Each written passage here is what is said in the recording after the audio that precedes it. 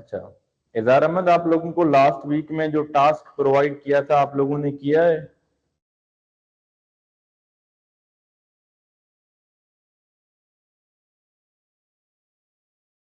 इज़हार, आपने दो डिवाइसेस से अपने आप को कनेक्ट किया हुआ है, काइंडली एक रिमूव करें और एक से आ जाएं।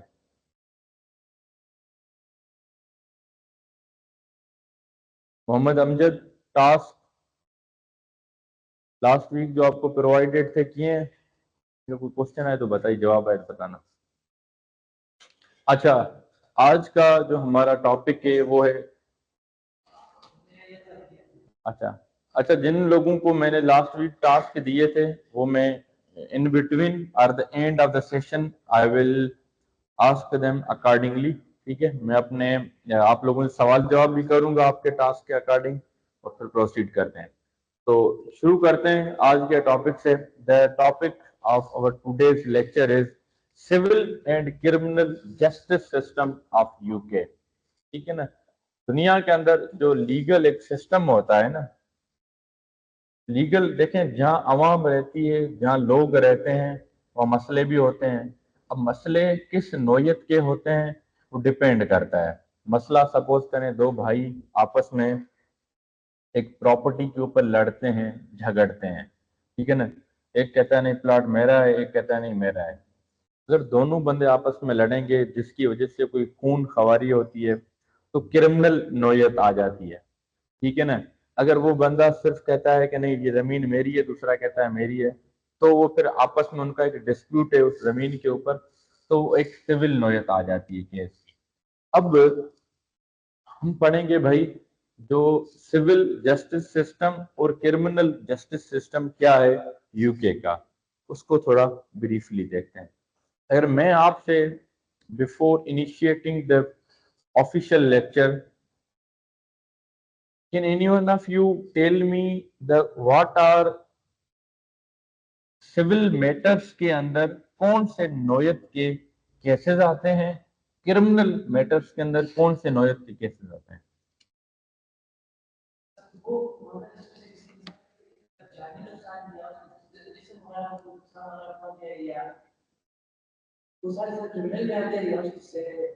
और सिविल के साथ जमीन की मैटर हो गई, मामला और किस टाइप के मामला हो सकते हैं? देखें शरियार, आप भी बताएं ना, सिविल में कौन से मामला आप कह सकते हैं कि ये मैटर सिविल के अंदर डील किए जाएंगे? फिजिकल हार्म ये सिविल में तो नहीं आएगा। और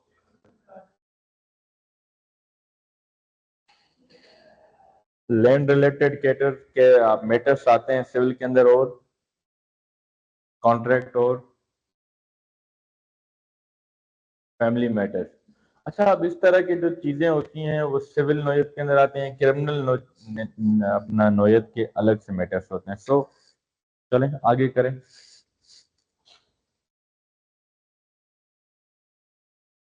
स्लाइड नेक्स्ट करना।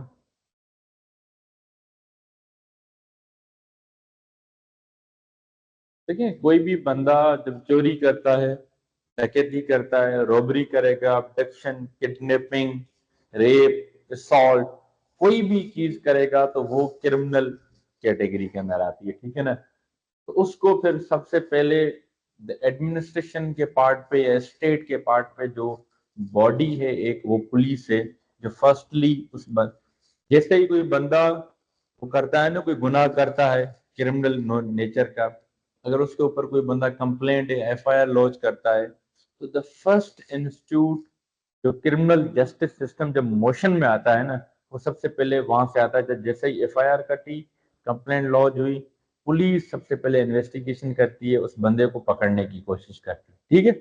तो ये देखें, ये आपका इस तरह का मैटर्स आ जाते हैं। अब सिविल मैटर्स इस तरह का होता है कि जहां आपके या तो फैमिली मैटर्स हो सकते हैं, हस्बैंड वाइफ के दरमियान, बेटे और बाप के दरमियान, किसी उसके ऊपर हो सकता है, इनहेरिटेंस के मैटर्स हो सकते हैं, कस्टडी के या विजिटेशन के मैटर हो सकते हैं, या जमीनी मामला हो सकते हैं, या कॉन्ट्रैक्ट के मामला हो सकते हैं। सिविल नेचर्स के अंदर ये चीजें आती हैं। ये तो आपका एक इमेज के अंदर आपको शो किया गया है कि आप इस नेचर के जो केसेस होंगे वो यहाँ डील होंगे। नेक्स्ट करें।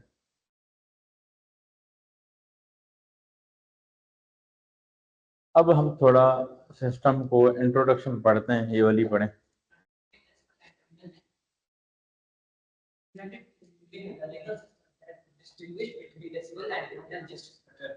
These two branches of legal systems are different purposes, distant। अच्छा, वो कहता है कि जो यूके का लीगल सिस्टम है ना, वो दो चीजों के ऊपर डिवाइडेड है, एक सिविल एक क्रिमिनल। ठीक है, दोनों के अपने अपने काम हैं। जिस तरह मैंने पहले बताया, जो सिविल नेचर्स के केसेस जितने भी होंगे तो उनको डील कौन करेगा? सिविल लॉ डील करेगा। क्रिमिनल नेचर के जितने भी मैटर्स होंगे उनको डील कौन करेगा? क्रिमिनल लॉ डील करेगा। तो ये आपके यहाँ से एक बुनियादी ढांचा आपको पता होना चाहिए कि द फाउंडेशन मीन्स के कोई बंदा रेप करेगा, एब्डक्शन करेगा, किडनैपिंग करेगा, तो automatically these cases will be heard और will be proceeded in the criminal courts, या उनको लॉ भी क्रिमिनल मैटर, क्रिमिनल लॉ लगेंगे। सिविल लॉ को, सिविल मसलों को सिविल लॉ डील करेगा, वो सिविल कोर्ट्स में जाएंगे। This is the basic foundation.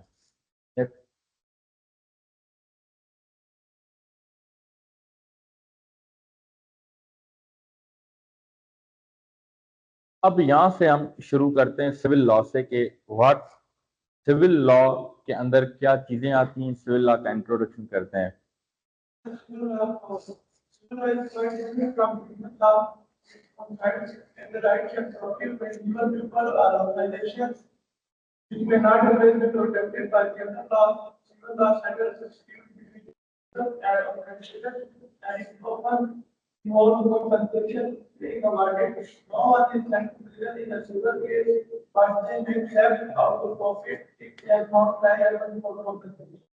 अच्छा, अब वो कहता है कि सिविल लॉ जो है वो क्रिमिनल लॉ से बहुत ही डिफरेंट है। जाहिर सी बात है, डिफरेंट है। क्रिमिनल में आप किसी बंदे का खून करते हैं, सिविल में खून तो नहीं करते। आप सिविल में क्या करते हैं? आपके फैमिली मैटर्स हो सकते हैं, कॉन्ट्रेक्चुअल या लैंड मैटर्स। अब होता ये है कि सिविल लॉज के अंदर या तो दो लोगों का या दो से ज्यादा लोगों का मसला होगा आपस में, या इंडिविजुअल का ऑर्गेनाइजेशन के साथ मसला होगा, किसी कंपनी के साथ मैटर्स हो सकता है, किसी के साथ भी हो सकता है। वो चाहे जो हमने कैटेगरी ये याद रखें, contractual, land related, family related और एनी अदर, ये matters are the basics of the civil law. अब इसमें कोई भी बंदा अगर, जिसको हम बोलते हैं ना कि अगर वो बंदा लाइबल ठहराता है सिविल में, अगर किसी बंदे ने कोई काम किया और उसके ऊपर वो कोर्ट की तरफ से जब फैसला आता है कि यार वाकई आप जो है ना आपने गलत किया है, तो उस बंदे को क्या देना पड़ता है? कंपनसेशन देनी पड़ती है। Compensation in the form of monetary and physical, I mean the पैसों की शक्ल में देना पड़ता है, या तो जो है ना किसी और चीज के फॉर्म में वो दे सकता है। It depends on the court, it depends on the circumstances. तो सिविल मामलात के अंदर आपको जेल नहीं होती। अगर आप किसी के साथ कॉन्ट्रैक्ट की वायलेशन करते हैं तो आपको जेल नहीं जाना पड़ेगा। अगर एट द सेम टाइम आप किसी घर में चोरी करते हैं तो आपको जेल जाना पड़ेगा। तो सिविल नेचर के अंदर आपके जो बंदा, वो जिसको हम उसमें कहते हैं ना कि मुजरिम ठहराता है क्रिमिनल में, तो यहाँ जो सिविल मैटर्स में जो बंदा होता है जिनके ऊपर, जिनके अगेंस्ट फैसला आया, तो वो बंदा कंपनसेट करेगा अगले बंदे को। कैसे? वो कहेगा कि आपका जो नुकसान हुआ मैं भरने को तैयार हूँ, मैं पैसे देने को तैयार हूँ, या एनी अदर फॉर्म ऑफ जी compensation.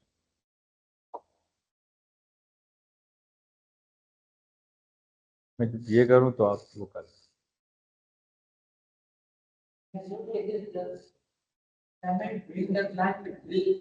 While the accused is brought the defendant. Dual justice cases which do not go to the case in neglected but in mainly in which with in the county courts.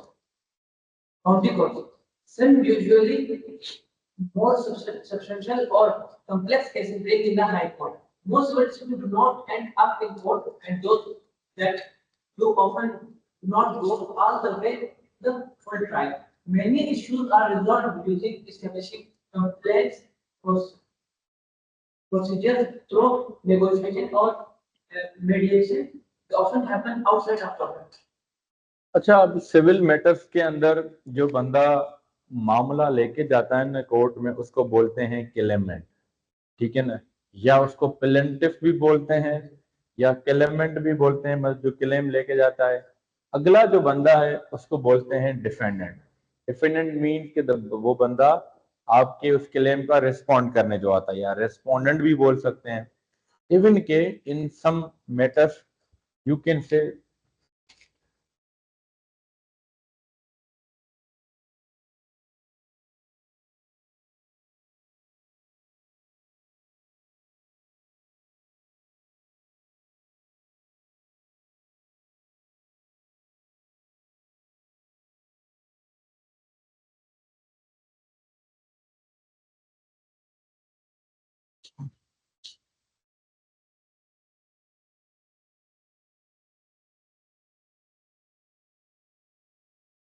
Petitioner और claimant, ठीक है ना।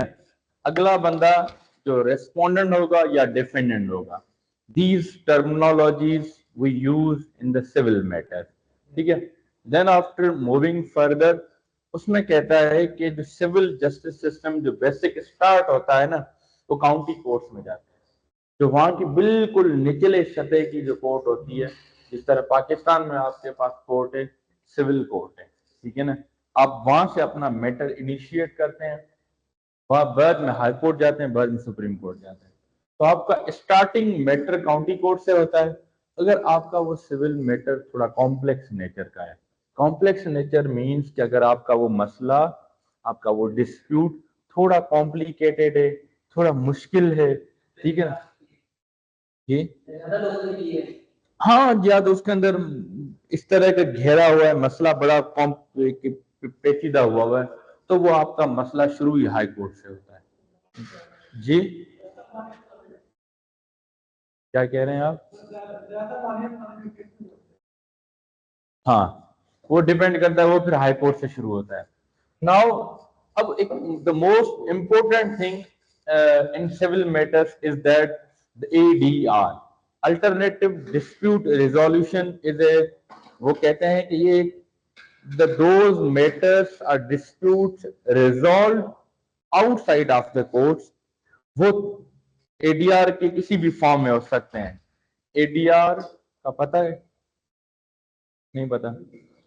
ADR, जिस तरह आपका मसला, आपका शहरियार का और वली का मसला होता है, किसी कॉन्ट्रैक्ट आप दोनों ने किया, इसने उस कॉन्ट्रैक्ट की वायलेशन की, आप सिविल कोर्ट में जाएंगे, ठीक है ना।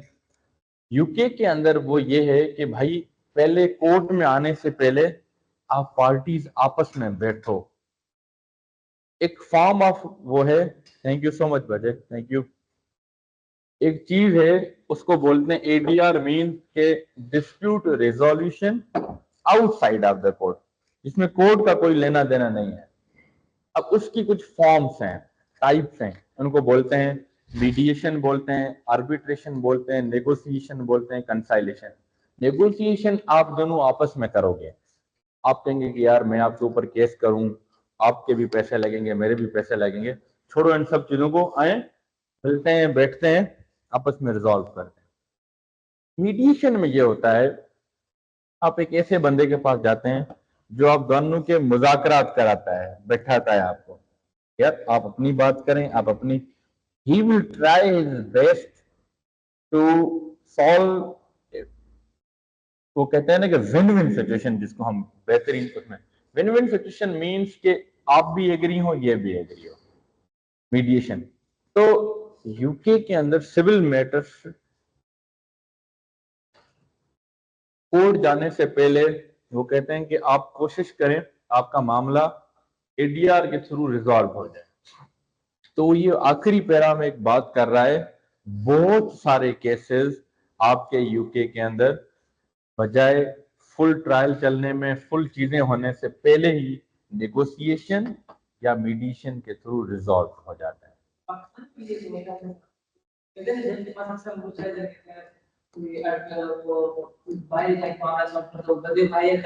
जी जी, पाकिस्तान के अंदर एडीआर की जो फॉर्म ऑफ मीडिएशन है वो अभी डे बाय डे ग्रो हो रही है। आर्बिट्रेशन में आपका एडीआर का एक बड़ा टॉपिक है विच इज मोस्ट इम्पोर्टेंट, मैं पढ़ाऊंगा। अभी जो है ना हम इसको ऊपर से या इंट्रोडक्टरी थोड़ा पढ़ रहे हैं।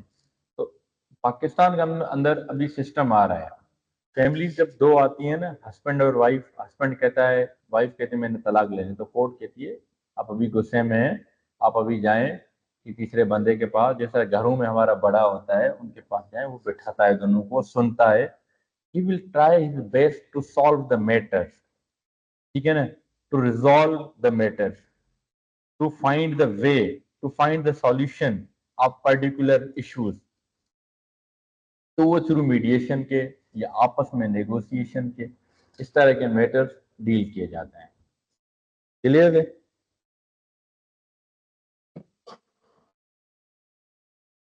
आगे करें।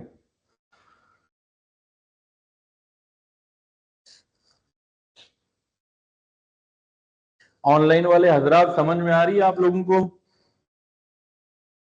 मैं एंड में आपसे सवाल करूंगा, इजहार अहमद, मुजम्मिल, मोहम्मद अमजद,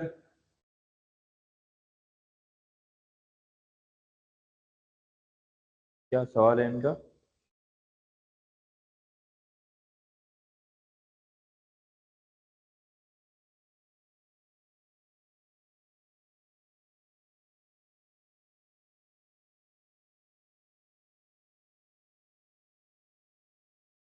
नीचे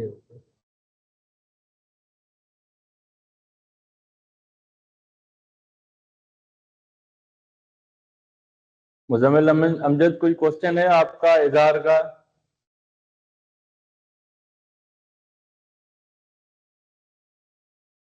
ऑनलाइन वाले हजरात जाग रहे हो?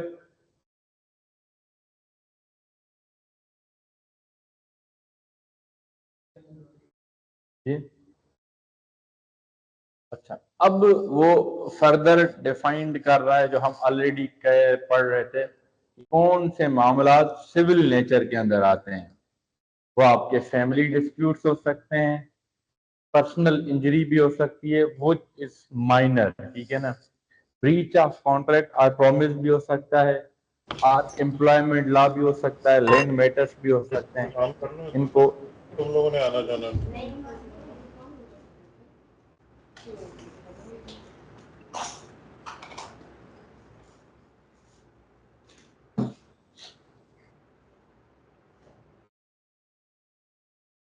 ये पढ़ें।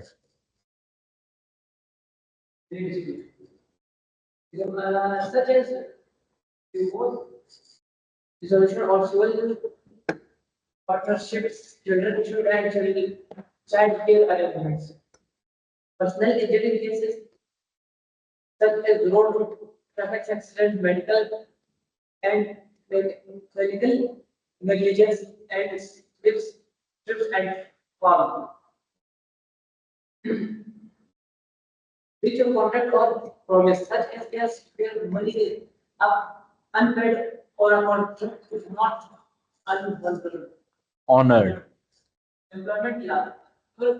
For example, where an employee suffers discrimination. जो हम एग्जाम्पल्स ऑफ सिविल लॉ में पढ़ रहे थे, फैमिली डिस्प्यूट्स में क्या चीजें आती हैं? डिवोर्स आती है, विजिटेशंस होती है माइनर्स की, कस्टडी ऑफ माइनर्स होती है, डिसोल्यूशन ऑफ सिविल पार्टनरशिप होती है, मींस के children issues and child care arrangement. जितने भी ये जो बच्चों के मामलात हों, हस्बैंड एंड वाइफ के मामलात हों, या इनहेरिटेंस के मामलात हों, तो ये सारी चीजें किस में जाती हैं? आपकी फैमिली डिस्प्यूट में। अब आते हैं पर्सनल इंजरी केसेस, ये भी सिविल में आते हैं। जी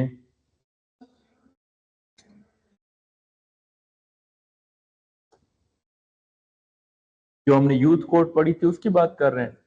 यूके के अंदर एक यूथ कोर्ट है, वो क्या करती है, जो 18 साल से कम बच्चे हैं ना, जिनको हम माइनर्स बोलते हैं, उनके मैटर्स को डील करती है। जब हम फैमिली मैटर्स की बात करते हैं, इनमें जो बच्चों के मामलात हैं ना, ये फैमिली कोर्ट में डील किए जाएंगे। हमने हाई कोर्ट की 3 बेंच पढ़ी थी, Queen's bench, chancery bench and family division. Family division के अंदर फैमिली मैटर्स को डील किया जाता है, ठीक है। दूसरा आता है पर्सनल, क्लियर है। पर्सनल इंजरी में ये होता है, सपोज करें आप जा रहे हैं, आपके गाड़ी कहीं लग गई है, आपको किसी ने हिट कर दी है, आप जाहिर सी बात कंपनसेशन मांगेंगे ना। कोई नुकसान तो आपको बॉडली नहीं हुआ, आपकी गाड़ी का जो नुकसान हुआ है वो उसकी अब कंपनसेशन हो सकती है।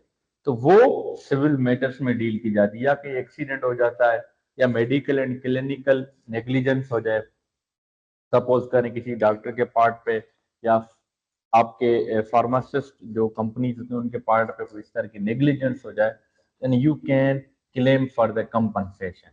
तो these can also be tried in the civil cases.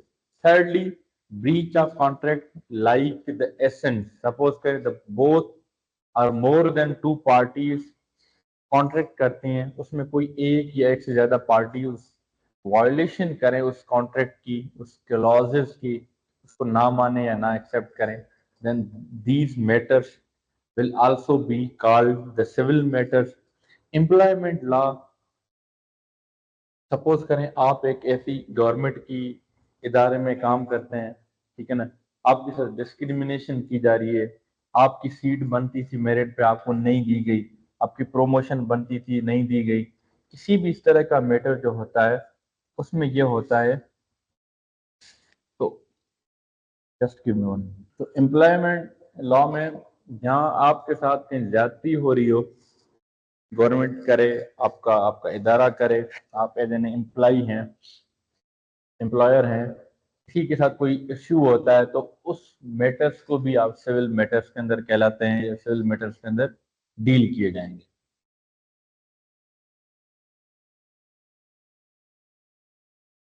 ये एक चीज है, पढ़ें। After that, I can calculate the assets from what was involved and any condition representation they wish to put forward get divergent. Even the district will have power to punish parties. If, for example, they are in contact of both parties. Then the civil cases could not involve the imposition of any punishment.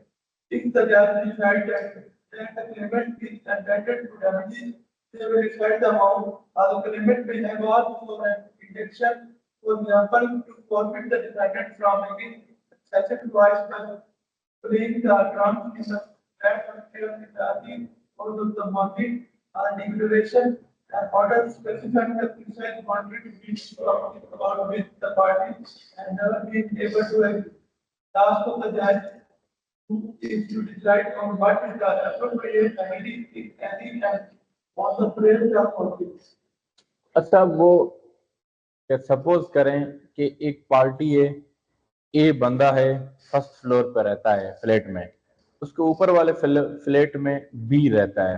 B क्या करता है, daily रात को जिस वक्त वो सोता है ना ए, उस वक्त वो रात को गाने बजाता है, drum beat, music loud voice में, जिसकी वजह से डिस्टरबेंस होती है किसको, ए को। ए जाता है कोर्ट में, ए दो चीजें कह सकता है कोर्ट में, या तो कहेगा कि जनाब आप इस बंदे बी को स्टॉप करें, इंजंक्शन मांगेगा कि इसको रोकें कि आइंदा ये ना करें। दूसरा कंपनसेशन मांग सकता है कि इसकी वजह से मुझे कोई मसला हुआ है, परेशानी हुई है, मेरी नींद खराब हुई है, नींद खराब हुई जिसकी वजह से बाकी और चीजें खराब हुई हैं। सो अगर वो जस्टिफाई करता है तो उसको कोर्ट देखेगी what is the appropriate remedy for both of them, ये बंदा पे कर सकेगा नहीं कर सकेगा, और ये देने के काबिल है कि नहीं। कोर्ट उस दोनों के अकॉर्डिंगली फिर एक अप्रोप्रिएट रेमेडी बताती है, उनके ऊपर इम्पोज करती है। क्लियर है। तो जज जज दोनों पार्टीज को सुनेगा पहले, दोनों को सुनने के बाद उनसे एविडेंसेस लेगा, एक प्रॉपर ट्रायल होता है, उसके बाद जज अपनी जजमेंट देता है, तो एक बेस्ट सॉल्यूशन निकालते हुए एक प्रॉपर रेमेडी प्रोवाइड करता है क्लेमेंट को। आगे ये पढ़ेंगे। the judgment in the case has been delivered, the judge must also deal with the cost of care. The many include the fee of any lawyer or fee paid out by the parties. Fee of expert witnesses allowances that they may be allowed to litigate who has acted in person without lawyer, earning lost and traveling and other expenses in- include by the parties in the criticism. The general rule is that the unsuccessful party will have to pay the successful party cost, but the judge has a wide discretion to depart from this rule. The judge discuss on the decision on this party of the case will be very important for the parties. That they may decide, for example, the unsuccessful party should pay only a proportion of the successful party cost, or that each party should bring their own cost. The judge may hear representation about this at the end of the case. अच्छा, अब cost की बात ये है, suppose करें शहरियार इस्लामाबाद में चुपचाप करके बैठा हुआ था, शहरियार के ऊपर अचानक वली एक केस करता है। केस ये करता है कि मैंने शहरियार के साथ एक कॉन्ट्रैक्ट किया, शहरियार ने मुझे गाड़ी देनी थी तो गाड़ी नहीं दे रहा, आप कोर्ट में जाते हैं और इनके साथ कुछ आपने वैसे कोई कॉन्ट्रैक्ट है नहीं। अब जाहिर सी बात है शहरियार को कोर्ट आना पड़ा क्योंकि कोर्ट का नोटिस था। शहरियार जब कोर्ट जाता है तो पता चलता है कि वो एग्रीमेंट या कॉन्ट्रैक्ट पूरा झूठा है, इस तरह की चीज है। अब जब जज फैसला देगा, चले आपके हक में फैसला आ गया, जज के पास एक वैसे रूल है जो अनसक्सेसफुल पार्टी मीन जो हार गई है ना, वो आपको फीस देगी जो आपने अपने लॉयर को दी है। आपको देखें घर बैठे बिला वजह इसने तंग किया ना, आपकी कॉस्ट लगी है, ट्रेवलिंग कॉस्ट लगी है, फीस लगी है कोर्ट की, या other than the expenses which the unsuccessful party will bear those amount. एक चीज। दूसरी चीज कोर्ट कहती है या तो आप अपना खर्चा करें, आप अपना करें, या तो जज साहब को डिस्क्रिप्शन होती, जज साहब जितना आपकी कॉस्ट लगी उसके अकॉर्डिंगली इससे वसूल कर सकता है, किससे? वली से। तो कॉस्ट समझ गए। अगर कोई भी बंदा, ये याद रखना, कभी भी आपके ऊपर बिला वजह कोई केस करे तो आप उनसे कॉस्ट भी ले सकते हैं। भाई आपने एक तो हमारे ऊपर बिला वजह केस किया, बिला वजह चीजें हुई, साबित भी कुछ भी नहीं हुआ, तो अब मैंने जितना खर्चा किया, जो मेरा एक्सपेंस हुआ, यू विल बेयर। समझ गए?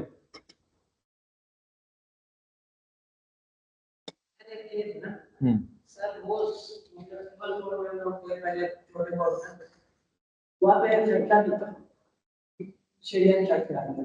ठीक है। बोलते हैं तो शेरिया है। हाँ। हाईकोर्ट मेरे यहाँ गया, वापस सुप्रीम कोर्ट जैसे क्या वापस लेकिन डिवोर्स के लिए वापस अपने जजमेंट तो क्या मैं ये केस समझ के देखते आकर मैं हम बना हुआ ना, मैंने इस वजह से केस के लिए कि हाईकोर्ट ने मेरा फैसला दे दिया था कि तो उस वजह से डिवोर्स अपने समझ दिया। देखो एक जगह पे मैंने अपना फैसला दिया। होता ये है कि बड़ा वैलिड क्वेश्चन है, बड़ा अच्छा क्वेश्चन है।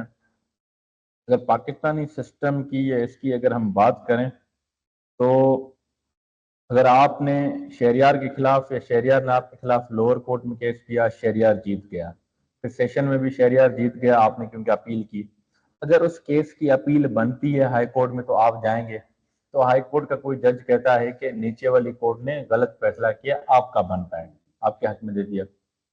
शहरियार कहता है नहीं, आपके उस ऑर्डर को भी चैलेंज करेगा जो हाई कोर्ट का है, ये अगेंस्ट सुप्रीम कोर्ट जा रहा है। सुप्रीम कोर्ट का फैसला आपको पता है, which is the final and last decision which is binding on both parties.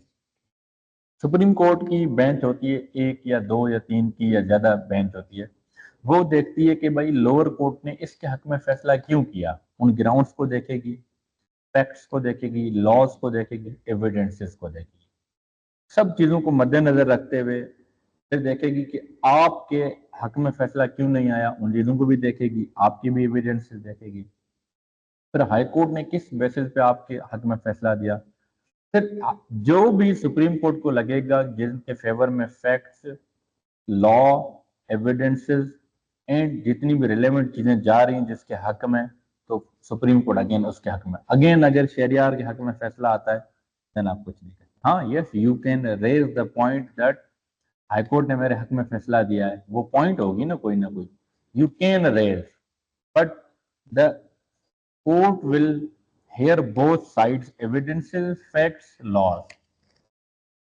It depends on the court. वाले उसमें ये होता है, it depends on the circumstances. वो ये होता है कि अगर कोर्ट को लगता है कि हमें अगेन फैक्ट सुनने की जरूरत है तो court can here the facts, but होता ये है कि मोस्ट ऑफ द जब फाइनल फोरम होता है तो उसमें मोस्टली जो डिस्कशन होती है ना वो पॉइंट ऑफ लॉ के ऊपर होती है। तो कि भाई कॉन्ट्राडिक्शन क्या है, आपको अगर आप नीचे से ऊपर तक आए हो हाई कोर्ट की चीज को अगर वो एक्सेप्ट नहीं करते ऊपर आए हो, तो यहाँ ये होता है सुप्रीम कोर्ट आपको कहती है कि भाई वो जो पॉइंट ऑफ लॉ जो नीचे डिस्कस नहीं हुआ वो आप यहाँ डिस्कस कर सकते हैं।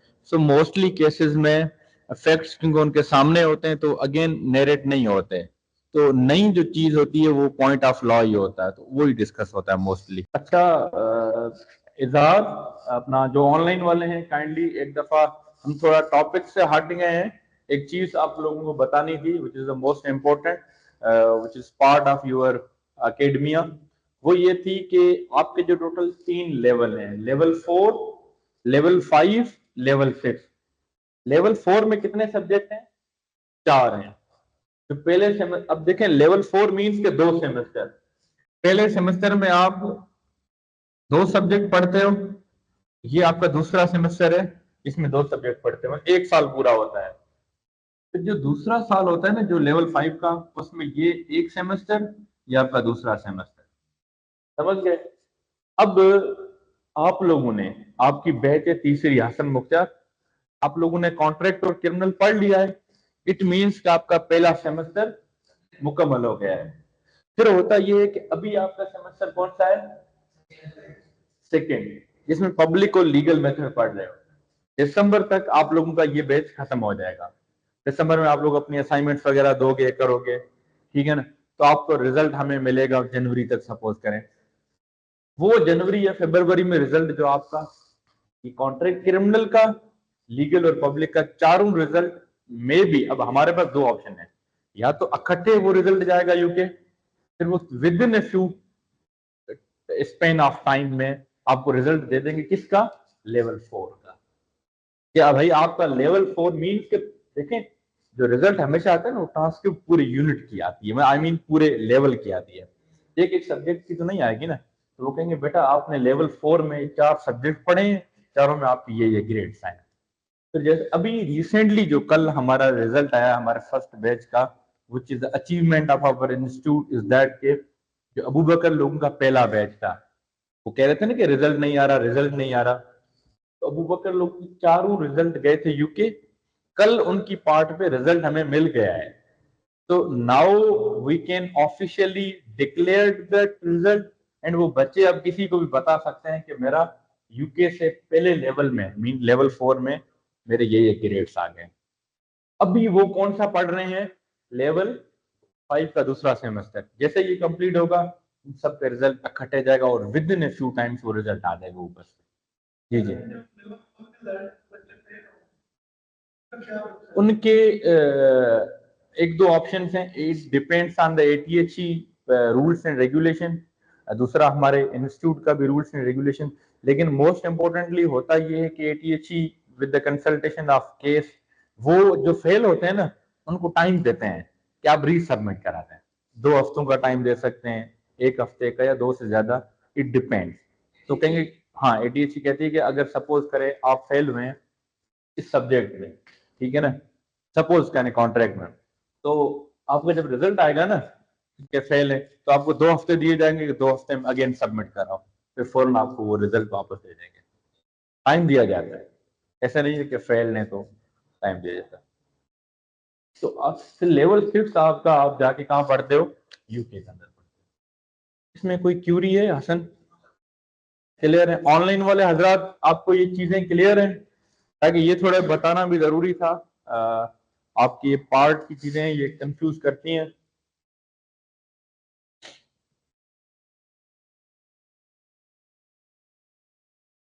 उमेर अकरम, उस्मान, इजहार, आर यू क्लियर?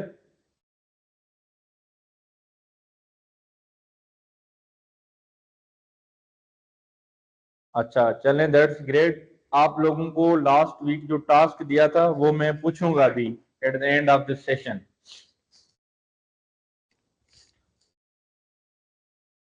अच्छा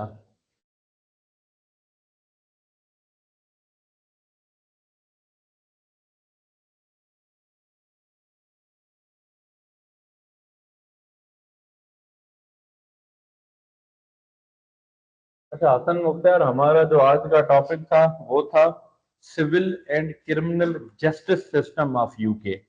देखें, किसी भी कंट्री के अंदर जो एक लीगल सिस्टम होता है ना, उसके अंदर शेड होते हैं, फिर अंदर उसके फॉर्म्स होती हैं, टाइप्स होते हैं। यूके के अंदर देखें, जो लीगल सिस्टम के अंदर पहला जो मोस्ट इंपॉर्टेंट है वो है civil civil legal system. Civil legal system, जितने भी यूके के अंदर सिविल नोयत के मसले होंगे तो उनको सिविल लॉ डील करेगा। क्रिमिनल नेचर के जो मसले होंगे, कहीं आपने किसी के साथ ज्यादती की, चोरी की, डकैती की, तो आपको लॉ कौन सा डील करेगा? क्रिमिनल लॉ डील करेगा। फिर एक क्रिमिनल जस्टिस सिस्टम अलग है, मतलब कि सिविल जस्टिस सिस्टम में सिविल कोर्ट्स होंगी, क्रिमिनल जस्टिस में क्रिमिनल कोर्ट्स होंगी। तो इनको पीछे चलाने वाली जो ड्राइविंग फोर्स है वो इनके अलग अलग अपने लॉज होंगे। जिस तरह हमने स्टार्टिंग में हायरार्की ऑफ कोर्ट्स पढ़ा था, आपको याद होगा, तो हर हायरार्की अपनी थी। सिविल जितने भी मैटर्स थे तो उनकी काउंटी कोर्ट से लेकर हाई कोर्ट तक, कोर्ट ऑफ अपील, फिर सुप्रीम कोर्ट तक अपनी थी। क्रिमिनल की अपनी थी, मजिस्ट्रेट कोर्ट हो वहां से लेकर ऊपर तक अपनी अपनी कोर्ट थी। क्लियर है? तो जिस नौयत का जो मसला होगा वो उस नौयत की अदालत में जाएगा, उसको उसी पर्टिकुलर लॉ डील करेगा। तो हम civil and criminal justice system पढ़ रहे थे। नेक्स्ट करें, ये तो हमारा court of appeal, civil division. अभी हम सिविल की चीजों को फर्दर एक्सप्लेन कर रहे थे, तो उसमें दो चीजें बड़ी इंपॉर्टेंट थी। सपोज करें आप हैं, आपका, अब सिविल में हम आते हैं, बात करते हैं कि सिविल में कौन सी चीजें आती हैं। सिविल में देखें, फैमिली मैटर्स भी आते हैं, सिविल में लैंड डिस्प्यूट्स भी आते हैं, सिविल में एम्प्लॉयमेंट मैटर्स भी आते हैं, सिविल में कॉन्ट्रेक्चुअल मामला भी आते हैं। ये सारे मैटर्स सिविल के अंदर आते हैं। अब जो बंदा कोर्ट में केस लेके जाता है ना सिविल में, उसको बोलते हैं क्लेमेंट, या उसी बंदे को प्लेंटिफ भी बोलते हैं, या उसी बंदे को पिटिशनर भी बोलते हैं। जो अगला बंदा होता है उसको बोलते हैं रेस्पोंडेंट और द डिफेंडेंट, कोई एक वर्ड यूज करते हैं आप उनके लिए। जब क्लेमेंट, मैं मिसाल देता हूं, Shahryar is the claimant, Wali is the defendant और द रेस्पोंडेंट। इसने इसके खिलाफ केस किया काउंटी कोर्ट्स में, लोअर कोर्ट्स में, सिविल कोर्ट में। इसने मेरे साथ एक कॉन्ट्रैक्ट किया कि मैं आपको फला तारीख को गाड़ी दूंगा, अगर गाड़ी ना दी तो मैं आपको पैसे दूंगा। अब फला तारीख गुजर गई है, ना इसने गाड़ी दी ना, इट मीन्स कि he violated the terms and condition of that contract. It means कि उसने डायरेक्टली उस कॉन्ट्रैक्ट को वायलेट किया है, खिलाफ वर्जी किया। शहरियार उस कोर्ट में जाता है, कोर्ट में Shahryar is the claimant, claim लेके जाएगा कि जज साहब वो दो चीजें प्रोटेस्ट करेगा, कहेगा या तो आप इसको डायरेक्शन दें, इसको कहें मुझे या गाड़ी दे, गाड़ी नहीं दे सकता ना तो मुझे कंपनसेट करे, पैसे दे, जो नुकसान हुआ है, मैंने कहीं और को पैसे देने थे, उस डेट को गाड़ी देनी थी, आपकी वजह से नहीं दे सका। So court has the power, court एक रेमेडी प्रोवाइड करेगी शहरियार को कि वाकई में शहरियार को नुकसान तो हुआ है इसकी नेग्लिजेंस से, इसकी लापरवाही से, इसकी वायलेशन ऑफ कॉन्ट्रैक्ट की वजह से। ठीक है, तो शहरियार को जज साहब या तो इससे पैसे लेके देगी डबल, गाड़ी भी लेके दे सकती, किसी भी तरह की शहरियार को कोर्ट विल कंपनसेटेड। अब सिविल नेचर स्टार्ट कहां से होता है? ठीक है ना, सिविल जो बंदा जो केस लेके जाता है ना, सबसे पहले वो अपने आर्ग्यूमेंट्स करता है, कोर्ट को जाके बताता है कि मैं आपके पास क्यों आया हूं, मैं शहरियार हूं, मैं क्लेमेंट हूं इस केस में, मेरा केस का टाइटल है वो जो पर्टिकुलर कॉन्ट्रैक्ट के रिलेटेड होगा वो बताएगा, फिर सारे फैक्ट्स बताएगा। फैक्ट के साथ क्या बताता है, एविडेंसेस, ये मेरे पास ये कॉन्ट्रैक्ट की कॉपी है, ये इसकी सिग्नेचर्स हैं, ये इनकी सारी डिटेल्स हैं। ठीक है, हसन वली को पता चलता है, वली आता है एज ए रेस्पॉन्ड में जवाब देता है, वली भी बात करेगा फैक्ट्स के ऊपर, वली भी लॉ के ऊपर बात करेगा। फिर इनका एक पूरा एक सिविल सिस्टम का एक ट्रायल होता है, वो हम फर्दर पढ़ेंगे। वो पूरी एक एविडेंसेस होती है, आपसे पूछा जाता है, इनसे जरा होती है चीजें, सवाल जवाब करके फाइनल आर्गुमेंट्स होते हैं, and court will decide the matter. किसी एक के हक में फैसला होगा। किसके हक में हुआ, शहरियार के। तो शहरियार को जो कोर्ट कंपनसेट करेगी वो इसको कहेगी कि भाई आप इसको एक्स्ट्रा पेमेंट करें। This is the whole thing. अब एक और चीज आती है, इसी सिनेरियो को आप ऐसे समझें, उलट समझ लें। इस शहरियार ने या वली ने इनके साथ कोई कॉन्ट्रैक्ट नहीं किया, इसने बिला वजह वली के खिलाफ केस कर दिया, वली को पता ही नहीं है, वली ने जानता ना करता, इसने बिला वजह केस कर दिया।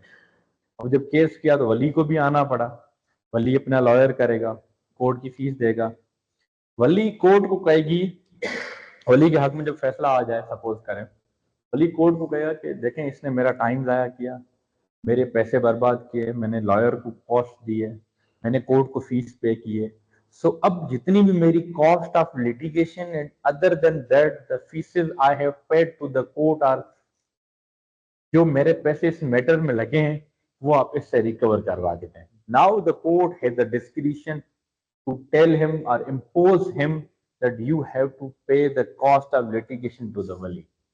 ठीक है ना, सो ये भी चीज आती है। उसके बाद हम पढ़ते हैं, दो चीजें क्लियर है यहां तक। अब हम डिस्कस करते हैं कोर्ट ऑफ अपील, जो सिविल डिवीजन की बात करते हैं। ये The civil division of the Court of Appeal hears appeals from all divisions of the High Court and, in some instances, from the County Court and certain tribunals. Making an appeal is subject to obtain permission made granted by the court below or not easily by the Court of Appeal itself. Indications for permission to appeal are commonly determined by a single court or legislature full appeals by the three judges. The civil division of the Court of Appeal also deals with cases from the upper tribunal. अच्छा, हमने एक चीज पढ़ी थी कि supreme court के नीचे कौन सी कोर्ट है, सिविल में कोर्ट ऑफ अपील थी, उसके नीचे हाई कोर्ट थी। कोर्ट ऑफ अपील में कहता है कि अगर शहरियार और ये जब वली नीचे कोर्ट्स में गए, किसी एक के हक में आएगा, एक के खिलाफ आएगा, अब अगला बंदा क्या करेगा, अपील करता है ना। अपील मीन्स कहता है I am not satisfied with the judgement, और या जो डिग्री आपकी होती है, या वो कहता है कि उस जज साहब ने मुझे प्रॉपरली सुना नहीं, या जो भी मैटर है वो अपील करता है।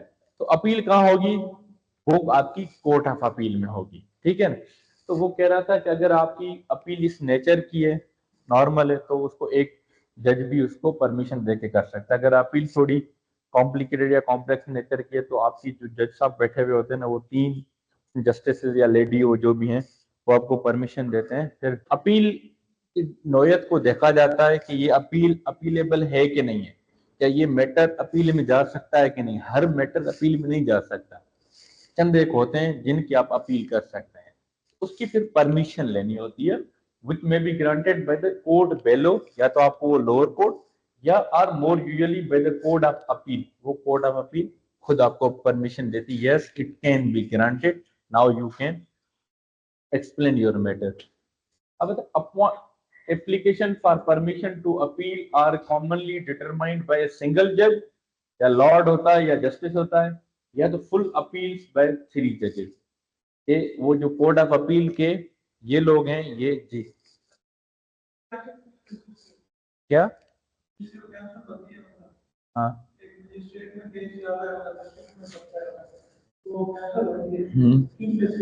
वो मल्टीपल ग्राउंड्स हो सकते हैं।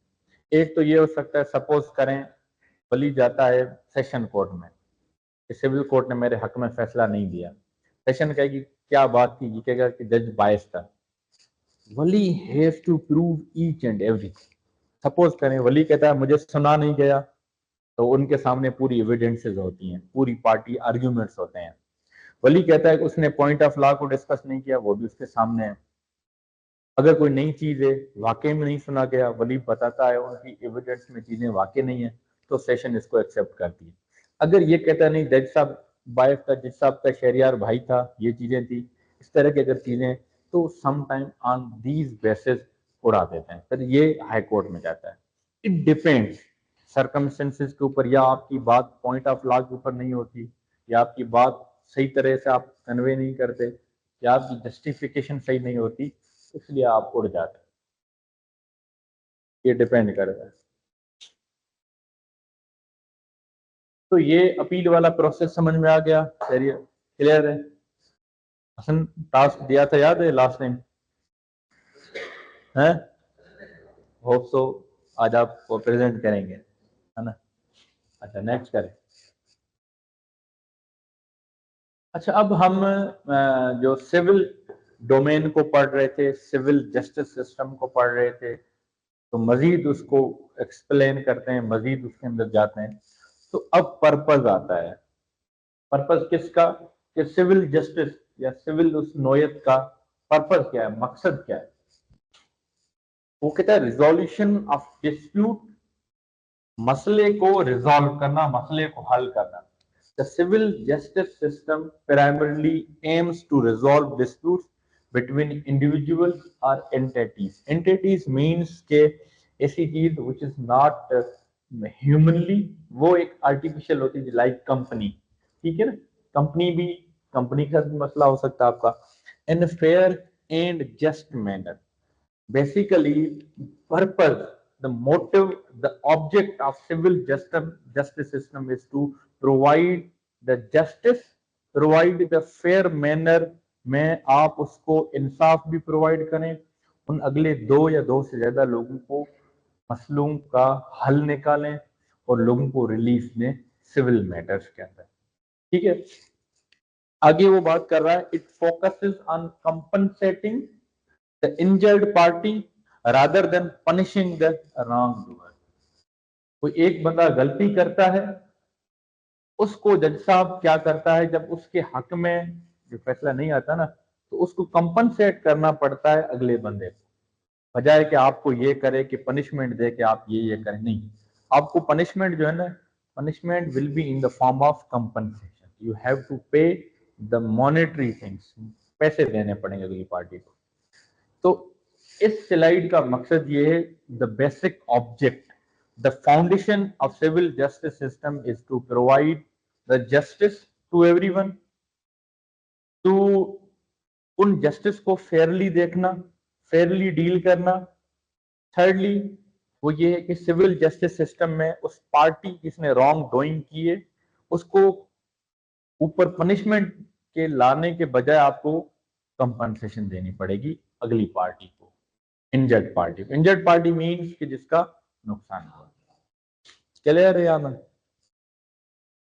पर्पस के बाद हमारे पास आता है कोर्ट्स, जो सिविल की कोर्ट्स को थोड़ा डिफाइन करते हैं।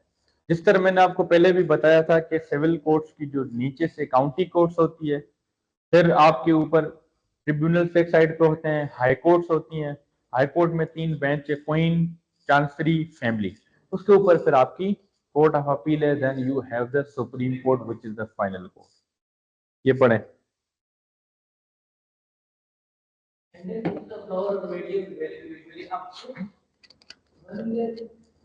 वन लेके, अच्छा ये एक चीज में इसमें जो लिखी हुई है ना, अमाउंट ऑफ ये पाउंड्स वाली, ये समटाइम उधर है ना वेरिएशन आती रहती है अमाउंट्स के अंदर। इस तरह ये होता है कि पाकिस्तान के अंदर सिविल कोर्ट है, उस सिविल कोर्ट के अंदर मेरा और हसन मुख्तार का 5 अरब का मसला है, इसने मेरे 5 अरब खा लिए हैं, तो मैं 5 अरब वाला क्या थर्ड क्लास मजिस्ट्रेट के पास जाऊंगा या सेकंड क्लास मजिस्ट्रेट? क्योंकि उनकी वो पेक्यूनरी ज्यूरिसडिक्शन नहीं है। जिसकी जितनी ज्यूरिसडिक्शन होती है आपने उसके अंदर जाना होता है। इट मींस के that case will be maintainable in particular court. इसमें जो बात कर रहे हैं पढ़े, And it is a wide range of civil matters to contract dispute, personal injury claims, and landlord issues. अच्छा एक second sorry county court which is the lowest court in civil matters वो कहता है कि इसमें कौन से मामला जाते हैं पर्सनल इंजरी के जाते हैं मामला पर्सनल इंजरी क्लेम दूसरा लैंडलॉर्ड या टेनेंट के जो होते हैं ना घर में जो किराएदार आपका होता है उनके भी अगर मसले होते हैं तब आप उनके काउंटी कोर्ट में लेके जाएंगे तीसरी चीज जो है कॉन्ट्रैक्ट के डिस्प्यूट्स होंगे वो भी इसके अंदर जाएंगे और इसके अंदर जो जाते हैं ना मसले maximum up to the 1 lakh pound ठीक है ना इस तक जितने भी आपके मामला होते हैं ना वो आपके काउंटी कोर्ट सुनेगी उसके बाद आती है high court It is a high value and one of like this divided into three divisions. The twin bench division covering contract and not cases and the state division handling the business and property expenses and the family. अब वो बात कर रहा है कि अगर जब आपका मामला छोटे मोटे चीजें हैं तो काउंटी में जाएंगी छोटे मोटे से ज्यादा कॉम्प्लेक्स नेचर का है बड़ी अमाउंट का मसला है then you will go to the high court high court के अंदर आप देखेंगे अगर आपका मामला है कॉन्ट्रैक्ट का या टॉर्ट का तो आप जाएंगे क्वींस बैंक में अगर आपका मामला है प्रॉपर्टी रिलेटेड लैंड रिलेटेड मामला है चांसरी में जाएंगे अगर आपका मामला फैमिली का है तो आप फैमिली की कोर्ट्स में जाएंगे क्लियर है आप लोग रजिस्टर तीनों नहीं लेकर आए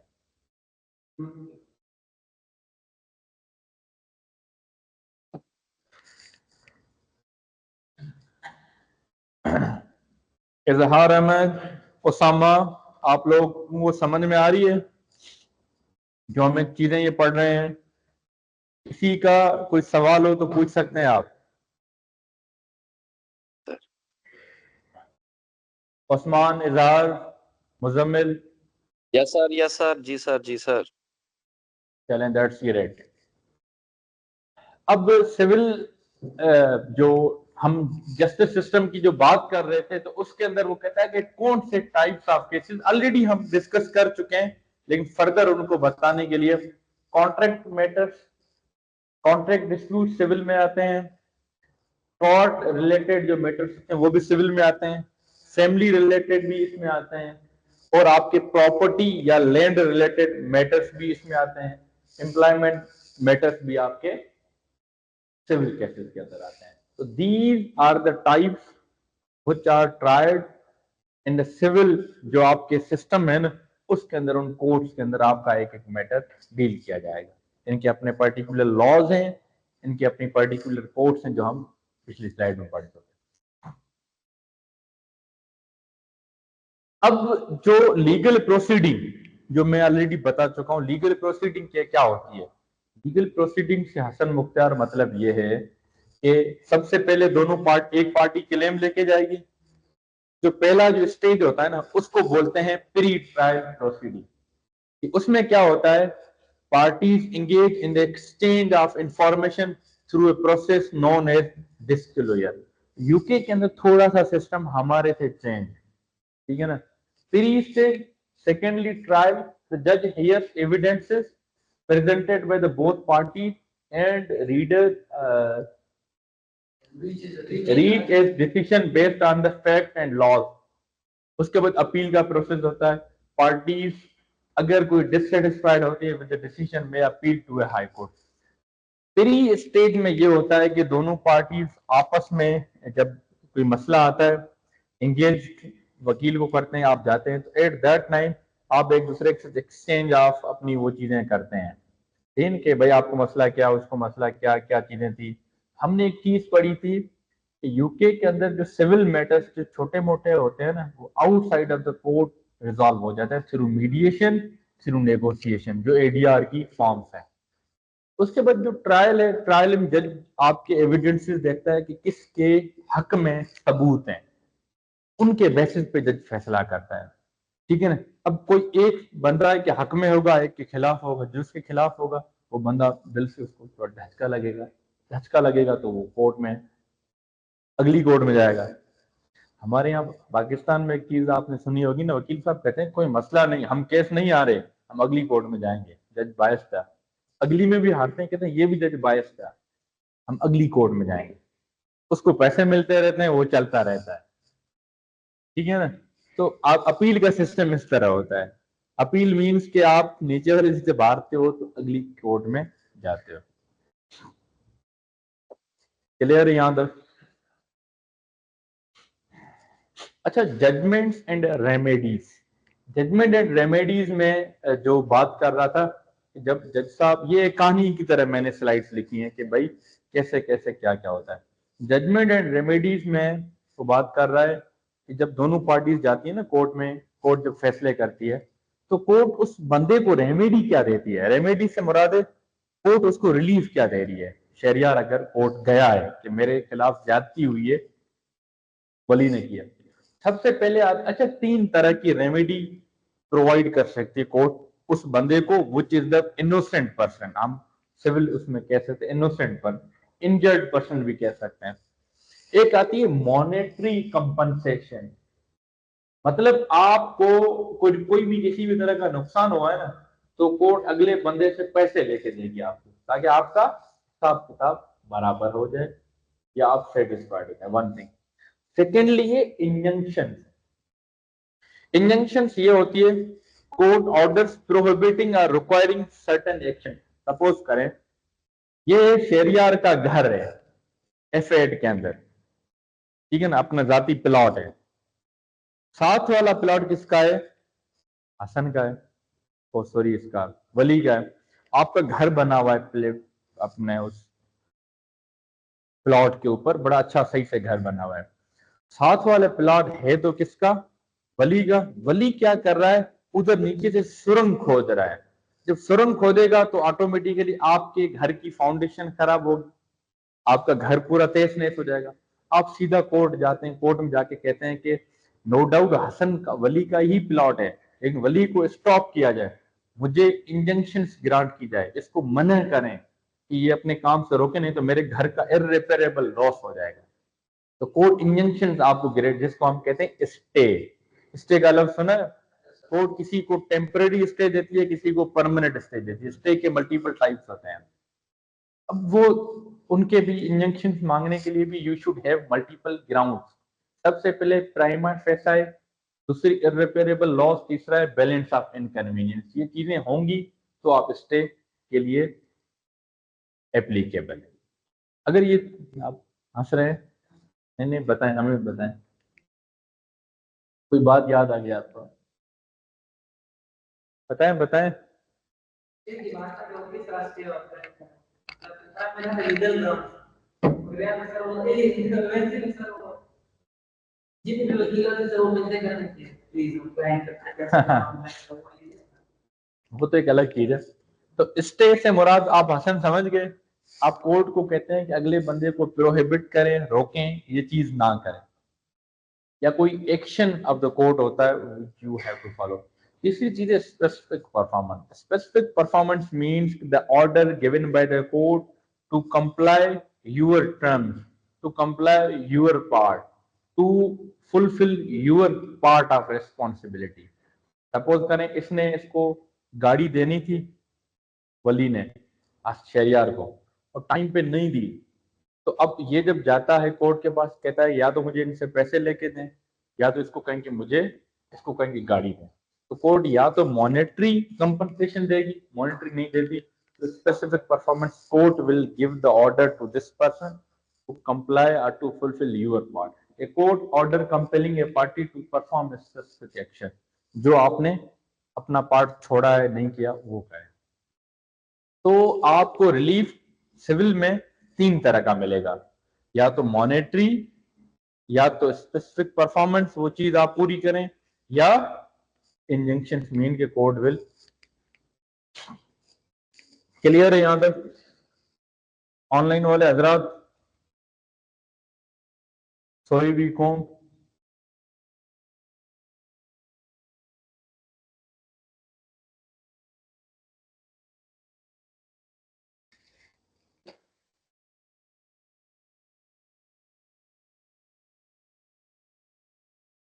क्लियर है? चलें, गुड है।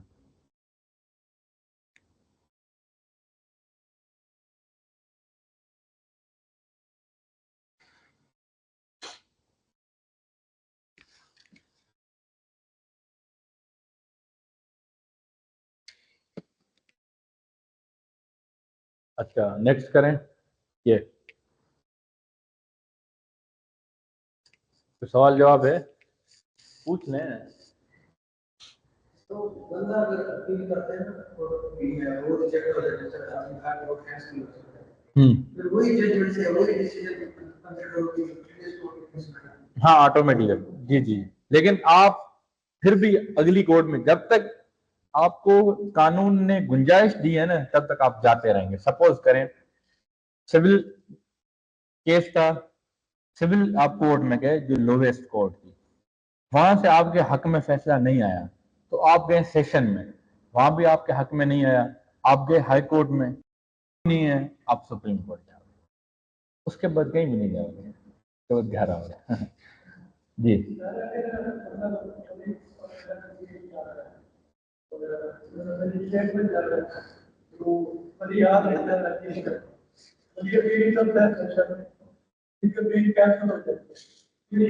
आगे राइट उसमें बजट में फेवर मिले तो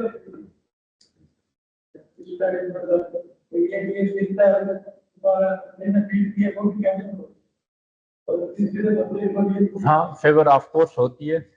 जज साहब देखेगा कि यार अगर ये सेशन में गया था तो सेशन ने किसी ग्राउंड के ऊपर इसकी कैंसिल की है ना, उन ग्राउंड को मद्देनजर रखती है, फिर उसी फैसले को high court sometime most of the cases उन फैक्ट लॉज जो उस कोर्ट ने किए हैं उनके बेसिस पे वो आपको कहती है कि भाई आप सही इसके अगेंस्ट में दे देती है। समटाइम अगर वली का वकील अच्छा है तो नई पॉइंट ऑफ लॉ ले आता है, नई चीज ले आता है, ऑन द बेसिस वो आपकी जो है ना कैंसिल की ना नीचे वाले में, तो वहां एक्सेप्ट हो जाती है ऊपर वाले अपील।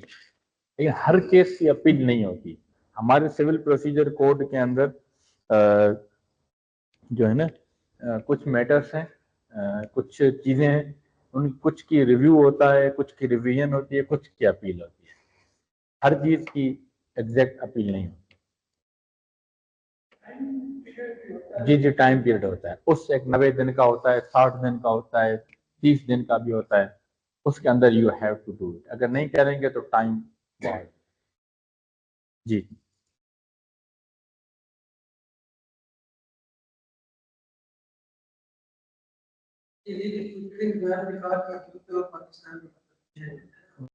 जी नहीं, structure is totally same, but UK the legal system is more than modern, more than faster, more than developed than us। Suppose करें यूके के अंदर है फैमिली मैटर है, अगर हस्बैंड एंड वाइफ के दरमियान कोई डिसोल्यूशन ऑफ मैरिज पे कोई बात आती है ना, अगर हस्बैंड या वाइफ में कोई जाता है कोर्ट, कोर्ट कहती है पहले आप हमारे पास आने से पहले आप मीडिएशन सर्टिफिकेट ले आओ। मीडिएशन सर्टिफिकेट ये होती है, या नेगोशिएशन आपस में करो, नहीं करते, मीडिएशन में एक बंदा होता है, कोशिश होती है कि टू रिजॉल्व योर मैटर, आप दोनों को बैठाता है, एंगेज करता है, एक विन विन सॉल्यूशन निकालता है, ठीक है ना। उसमें होता ये है कि जब आप आपस में बैठते हो, आप अपनी बातें करते हो, तो आपका मसला आधा उधर ही खत्म हो जाता है, आपकी नेगोशिएशन हो जाती है, आपकी वो अगला बंदा जो मीडिएशन करा रहा है ना, आपके मामले को पेचअप करा रहा है, तो वही हो जाता है। हमारे यहाँ इस तरह नहीं है, अभी इस चीज की जरूरत है। हमारे यहाँ पाकिस्तान में 24 lakh cases are pending, 24 lakh. अब 24 लाख केस पेंडिंग है, इट मीन्स के 24 लाख अगर प्लेंटिफ हैं, पिटिशनर हैं, क्लेमेंट हैं, तो 24 लाख रेस्पोंडेंट भी हैं। इट मीन्स के 48 lakh families are engaged in our system. हमारा सिस्टम उस तरह इतना मॉडर्न या डेवलप्ड नहीं है। उनके यहाँ तो छोटी चीज के ऊपर भी, हम सपोज करें यूके के अंदर आप किसी को इस तरह हरास कर रहे हैं कॉन्टिन्यूसली, इसका भी होता है, तो आपको जल्दी रिकवरी हो जाती है, जल्दी आपकी कंपनसेशन मिल जाती है, रिलीफ मिल जाता है। इन पाकिस्तान आपका एक मैटर सिविल 15 साल मिनिमम एवरेज उसकी टाइम है। तो there are so many things. हाँ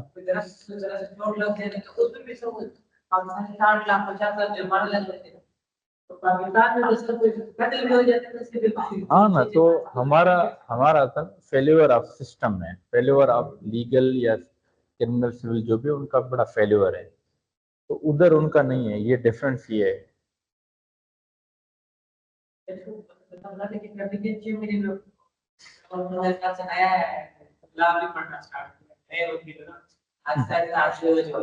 अच्छा नेक्स्ट करें। अब हम पढ़ेंगे सिविल सिविल सिस्टम को, सिविल लीगल जस्टिस सिस्टम को हमने सही पढ़ लिया है, कोई क्यूरी हो इस रिगार्डिंग तो पूछ सकते हैं। अब हम पढ़ेंगे क्राइम को, या क्रिमिनल लॉ को पढ़ने से पहले हम पहले डिफाइन करेंगे कि क्राइम क्या है। जब क्राइम की बात आती है तो पुलिस क्यों हमारे जहन में आती है, पुलिस की शक्ल हमारे जहन में आ जाती है जहां भी क्राइम होता है। यस, पुलिस एक ऐसा एडमिनिस्ट्रेटिव डिपार्टमेंट है जो क्रिमिनल जस्टिस सिस्टम जब मोशन में आता है, the first agency, the first department वो हरकत में आता है, which is the police. Police का काम है to gather the evidences, to investigate, to उस बंदे को पकड़ना जिसने कोई गुनाह किया है, गलत काम किया है, चाहे वारदात पे चाहे मौके पे पकड़ा गया है, पुलिस का ये काम होता है।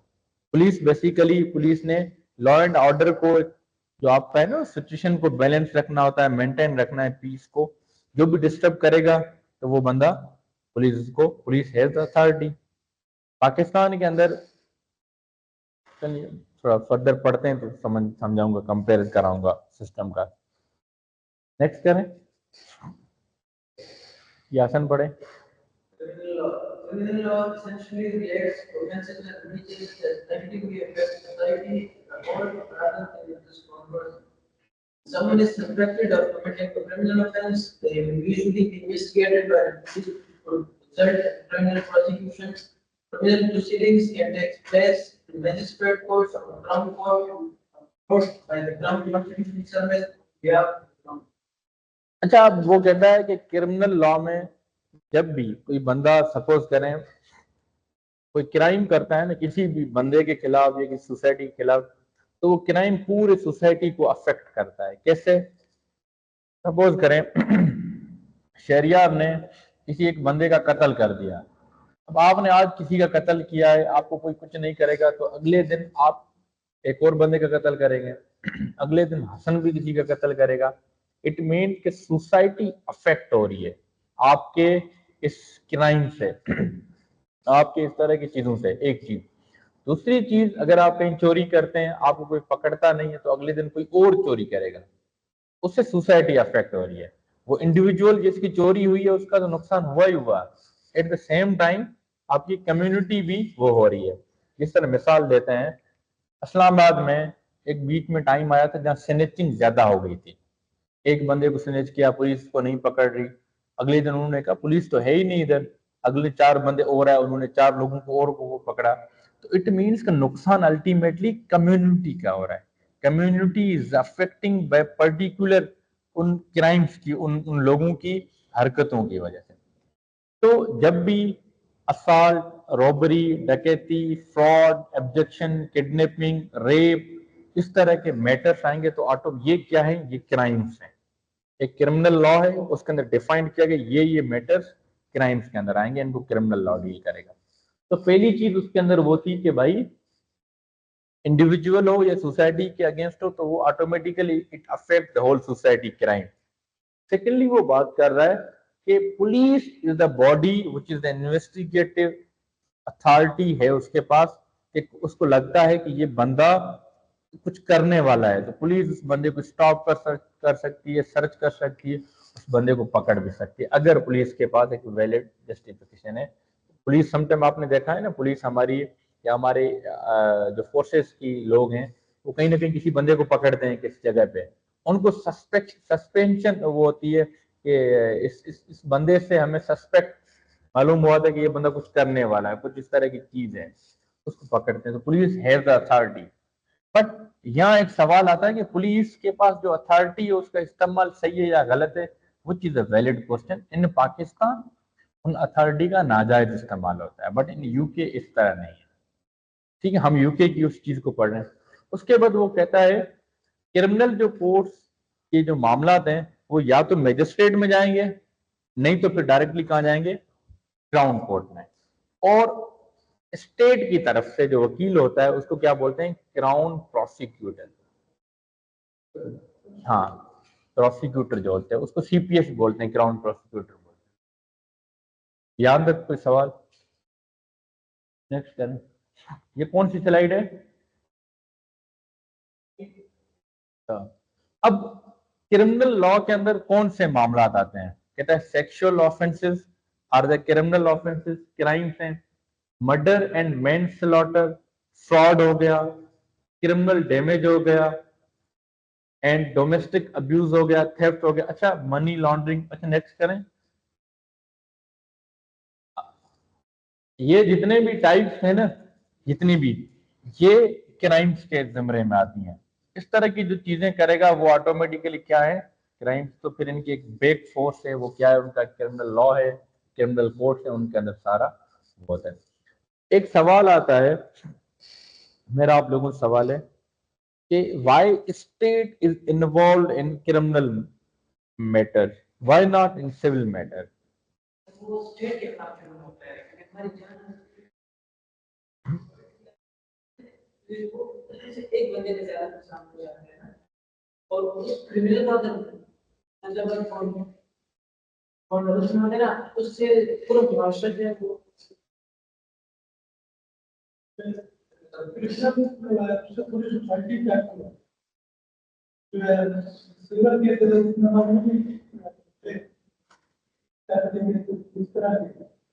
सर, ये बात ये जो सोसाइटी का प्रॉब्लम है, उसके बाद ये स्टेट की रिस्पांसिबिलिटी है ना, बट प्रोटेक्टर।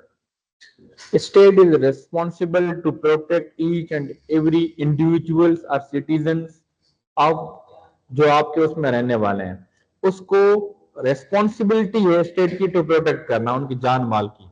उन जान माल की कोई भी नुकसान करेगा तो state will be part, state उस बंदे के फेवर में, जिसका नुकसान हुआ, इंजर्ड हुआ, उनकी फेवर में जाके वो केस लड़ती है, उनके पार्ट पे केस लड़ती है।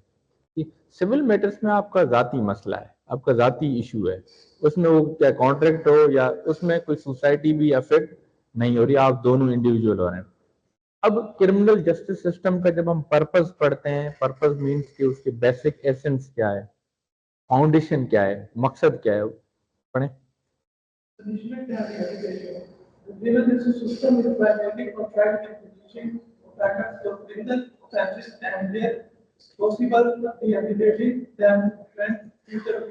अच्छा, इसका जो बेसिक एसेंस माना, जो हम जिसको कहें foundation, object of criminal justice system is to punish that offender, the person who is doing wrong things और रॉन्ग एक्ट, उस बंदे को सजा देना, एक चीज। दूसरी चीज, उस बंदे को रिहेबिलिट करना। रिहेबिलिट से मुराद है, अगर आप बार बार चोरी करते हैं, मर्डर करते हैं, या कोई रेप करते हैं, कुछ भी इस तरह के क्राइम करते हैं, state is responsible to rehabilitate you. आपके अंदर वो आदत क्यों है? स्टेट के अंदर, स्टेट के पास रिहेबिलिटेशन सेंटर है, वहां आपकी ट्रेनिंग होती है, वहां आपको प्रॉपर गाइड किया जाता है, वहां आपको एक अच्छा बेहतर इंसान बनाया जाता है, ठीक है, रिफॉर्म करते हैं आपको। तो स्टेट की जो हम इधर बात, क्रिमिनल जस्टिस सिस्टम में दो मकसद हैं। जो बंदा गलत करेगा उस बंदे को सजा दो, साथ में उस बंदे को रिहेबिलिट करो, जब वो निकले ना तो उस अच्छा बंदा बन के निकले, रिहेबिलिटेशन करते हैं। पाकिस्तान के अंदर रिहेबिलिटेशन सेंटर्स हैं, लेकिन उस तरह इम्प्लीमेशन नहीं है। हमारे यहाँ जो बच्चा जेल जाता है वो बड़ा बदमाश बन के निकलता है, हाँ, उसको हर चीजों का पता चल जाता है। क्लियर है?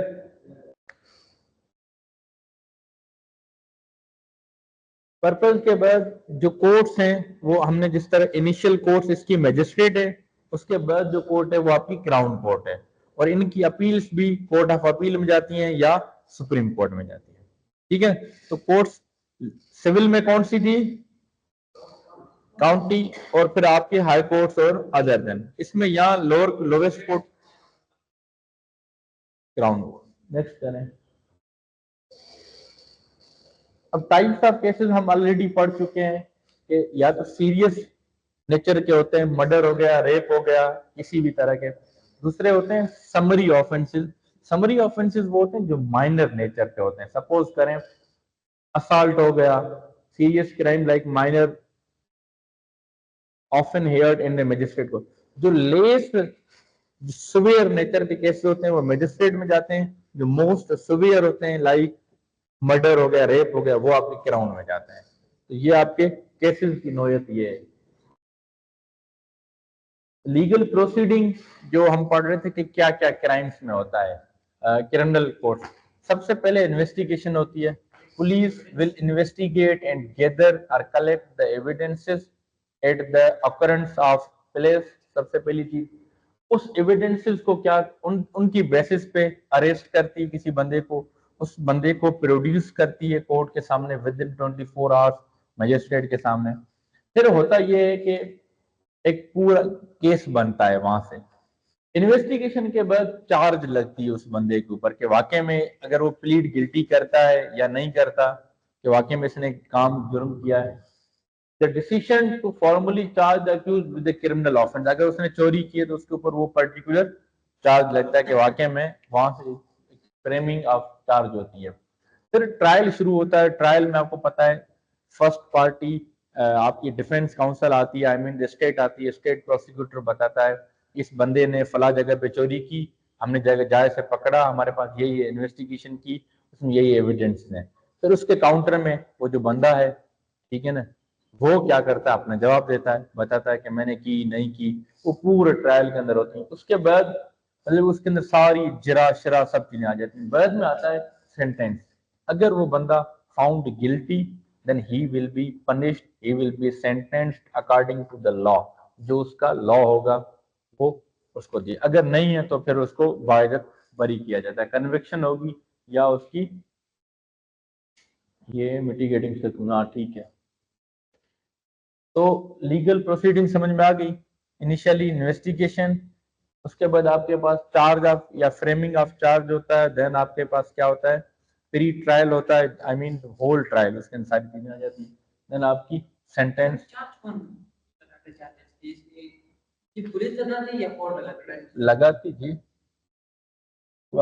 नहीं लगाती आपकी पुलिस है। स्टार्टिंग में एफआईआर लगाती है।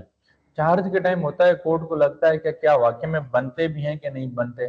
सपोज जी किसी बंदे ने कत्ल कर दी, चार्ज लगा दिया, तो और बाद में से ये प्रूव हो जाता है कि इसने कत्ल मतलब इसने कत्ल नहीं किया था, ये और चीजों में मुलविस है, तो इसने ये नहीं किया, तो फिर वो सजा जो वो एफआईआर वो खत्म हो जाती है, वो सजा भी खत्म हो जाती है।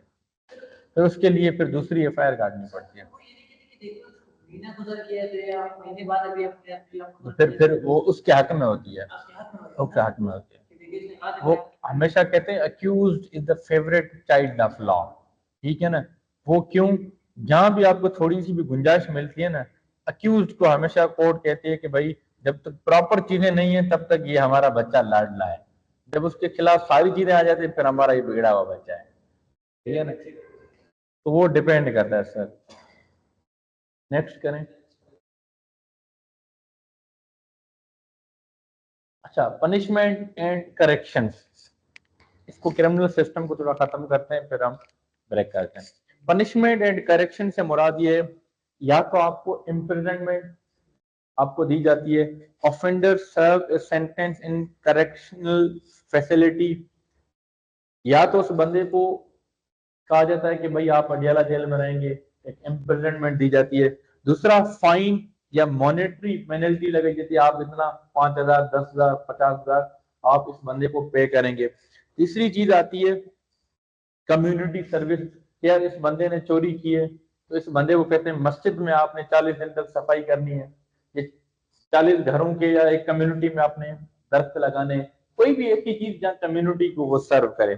चौथी चीज है प्रोबेशन, ये है supervised release into the community with condition and monitoring. इसमें प्रोबेशन पे छोड़ा जाता है उस खातून को, बंदे को जिसने वो गुनाह किया होता है, उसको कहते हैं कि आप ये चीजें करेंगी, इतने दिन नमाज पढ़ेंगी, इतने दिन ये चीजें करेंगी, इतने दिन कम्युनिटी सर्व करेंगी, इतने दिन लोगों को ये खिलाएंगे पिलाएंगे, या व्हाटएवर, मतलब कि मैं आपको जर्नल उसमें बता रहा हूँ। तो इस तरह की पनिशमेंट क्राइम उसमें दी जाती है। सिविल में ये था कि मॉनिटरिंग, इंजंक्शन और स्पेसिफिक परफॉर्मेंस थी। यहाँ आपको सजा दी जाती है, इम्प्रिजनमेंट की, जेल भेजा जा सकता है, फाइन भी लग सकता है। तीसरी चीज आपके ऊपर community service, which is the most important, जिनको पेरोल या प्रोबेशन, इंग्लैंड और यूएस के अंदर बड़ा अच्छा सिस्टम है, हमारे यहाँ नहीं है। प्रोबेशन आपको सर्टन कंडीशंस के ऊपर छोड़ा जाता है कि आप ये काम करेंगे, अच्छा बनेंगे, अच्छा दिखाएंगे, आपकी रिपोर्ट्स होगी, कोई एल्डर बंदा बीच में आता है, हु इज द रेस्पॉन्सिबल, वो एक लेता है, प्रोबेशन ऑफिसर भी होते हैं। तो ये यानी कि क्लियर है यहाँ तक ऑनलाइन वालों? ऑनलाइन वाले हजरात चीजें क्लियर हैं? तो जल्दी जल्दी में इसलिए बताया है ताकि आप समझ गए मेरे ख्याल में चीजों को। नेक्स्ट करें, चले चलें गुड,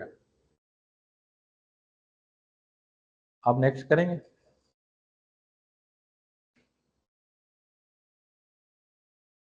अच्छा, ये एक बड़ी अच्छी सिविल एंड क्रिमिनल की फाउंडेशंस को समझने के बाद में हम पढ़ेंगे कि ब्रेक के बाद हम इस चीज को डिस्कस करेंगे। ब्रेक के बाद दो चीजें, एक तो हम आज का टॉपिक क्लियर करेंगे, दूसरा ऑनलाइन में जो उस्मान है, मुजम्मिल है, इजहार है और एक और बंदा था मोहम्मद वकार, इनको एक असाइन एक टास्क थे, वो अपना प्रेजेंट करेंगे।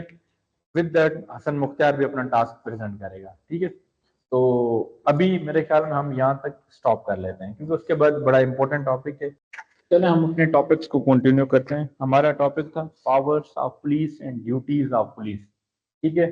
तो पावर्स हमने पढ़ ली थी, अब हम क्या पढ़ रहे हैं, ड्यूटीज ऑफ पुलिस। तो ड्यूटीज में अब पहले दो पढ़ी थी, अब अरेस्ट है। अच्छा, तो पावर्स के अंदर अरेस्ट का पावर पुलिस को गिवन है बाय द लॉ, दैट आप क्या कहाँ कहाँ कब कब किन सिचुएशन में आप अरेस्ट कर सकते हैं।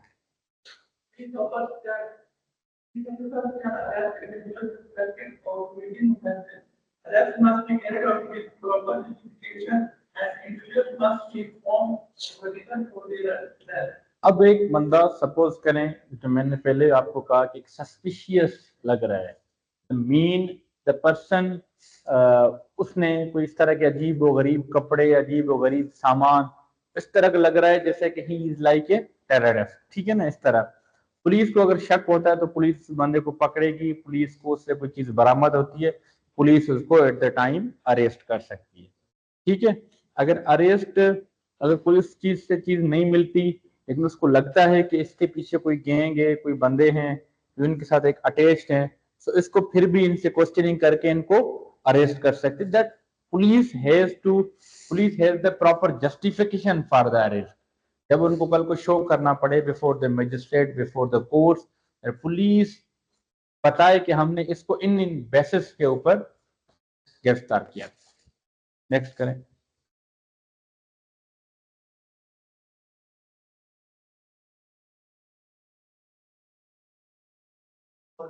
Please authorize the disposal when necessary to maintain public order or to protect the establishment of others. However, the use of force was important and justifiable. अच्छा, यूज ऑफ फोर्स मैं आपको आम अल्फाज में अगर समझाऊं तो सम टाइम देखें, इस्लामाबाद की मिसाल लेते हैं, तो शहर के अंदर जब कोई लोग धरना देने आते हैं, धरना देने की सिचुएशन में वो जब अमन को खराब करते हैं, आपकी सिटी की चीजों को, शहर की खूबसूरती को तोड़ते हैं, तो पुलिस क्या करती है, शेलिंग करती है, पुलिस पानी का यूज करती है, पुलिस इस तरह के अप्रोप्रिएट एक्शन लेती है जिससे वो अगले बंदों को नुकसान भी ना हो लेकिन उन बंदों को भगा दे, ठीक है। तो use of force, police has the authority to use the force. Shelling क्यों करते हैं, ताकि अगले बंदे उस डर से, खौफ से भाग जाए, उनको शौक नहीं है शेलिंग करने का। यूज ऑफ फोर्स वो इस वजह से करते हैं, it depends on the situation and circumstances. In situation में आप कर सकते। अब इमरान खान वाली जो रिसेंट जो धरने थे, उसमें कितनी शेलिंग पुलिस ने की थी, क्यों की थी, लेकिन शेलिंग से तो आवाम को नुकसान हो रहा है, but police has the power to use of force. कौन सी सिचुएशन और सर्कमस्टेंसेस के आगे अकॉर्डिंगली करना है आप। क्लियर है अपना? नेक्स्ट करें। अच्छा, सर्च वारंट्स। सर्च वारंट्स ये the police can obtain search warrants to enter and search premises if there is a reasonable suspicious, या सस्पिशन आपको मिलती है that evidence of a crime is present. Suppose करें police को लगता है इस्लामाबाद के फला घर के अंदर तो इस तरह की एक्टिविटी हो रही है, सर्च करना है हमने, तो वो एक वारंट एक ऐसी चीज है जो वो एक हमारे पाकिस्तान में है कि इस तरह के अगर क्राइम्स होंगे तो आप वारंट उसमें आप विदाउट उसकी परमिशन से आप ले सकते हैं, उस बंदे की पुलिस वाले से लेके आप उसको विदाउट वारंट गिरफ्तार कर सकते हैं। लेकिन सम सिचुएशन में आपने वारंट लेके जाना है। Warrant mean the authority, permission from the higher officers. अब अपने उन चीजों को कहें कि यार मैंने उन घर में उस बंदे को जाके सर्च करना है, तो सर्च करने के you should have the warrant. ऐसे किसी के घर में आप घुस के तलाशी नहीं कर सकते। अगर if you have the warrant and उस वारंट की जस्टिफिकेशन है, चीजें हैं, तो आप कर सकते हैं। So police has the power to search with the warrant.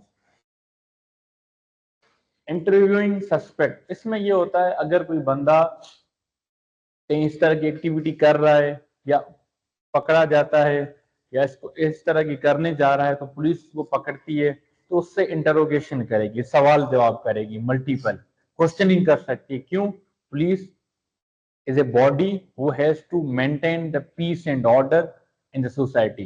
So police को उन लोगों की प्रोटेक्शन, अवाम की, उनकी लाइफ एंड लिबर्टी और उनकी प्रॉपर्टी की लिबर्टी की, उनकी प्रोटेक्शन के लिए पुलिस क्या करती है, उन सस्पेक्टेड लोगों से इंटरव्यू कर सकती है जो उन लोगों के राइट्स को, उनकी चीजों को वायलेट करेंगे या उनकी के अंदर कोई खलल पैदा करेंगे। और तो नहीं हो रहे, आखिरी स्लाइड में थोड़ा वो कर लेते हैं। The final topic of today's session is CPS, Crown Prosecution Service. Basically, state के part पे जो डिपार्टमेंट होता है who represent the state is called prosecution department. जैसे कि मैंने पहले कहा था, अगर छोटी सी पाकिस्तान की मैं एक मिसाल दूं, तो जो डिस्ट्रिक्ट लेवल पे अगर कोई बंदा क्राइम करता है तो जिनका नुकसान हुआ है ना, उसके पार्ट पे कौन रिस्पॉन्सिबल है, कौन उसको डील करेगा? स्टेट। तो स्टेट के बिहाफ पे कुछ वो जो कहते हैं ना कि एक प्रोसिक्यूशन डिपार्टमेंट होता है, उसमें डिप्टी प्रोसिक्यूटर या प्रोसिक्यूटर होता है जिसको डीपीपी बोलते हैं या पीडी बोलते हैं, पब्लिक पीपी बोलते हैं, पब्लिक प्रोसिक्यूटर बोलते हैं।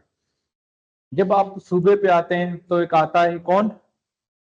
डिस्ट्रिक्ट पे तो प्रोसिक्यूटर आ गया। सूबे पे कौन आता है?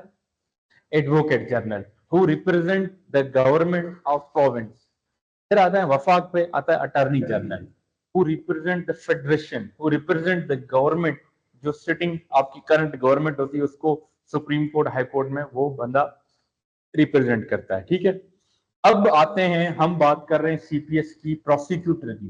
The person who is responsible, the person who has to prosecute, जो भी क्राइम्स होते हैं उनको प्रोसिक्यूट इनिशियली कौन करेगा, इनिशिएट कौन करेगा? प्रोसिक्यूटर करेगा with the help of police. Police will collect the evidences at the time of investigation. Police will hand over those चीजें किसको? प्रोसिक्यूटर को, ताकि प्रोसिक्यूटर उनको कोर्ट के सामने ला सके। ठीक है, नेक्स्ट करें।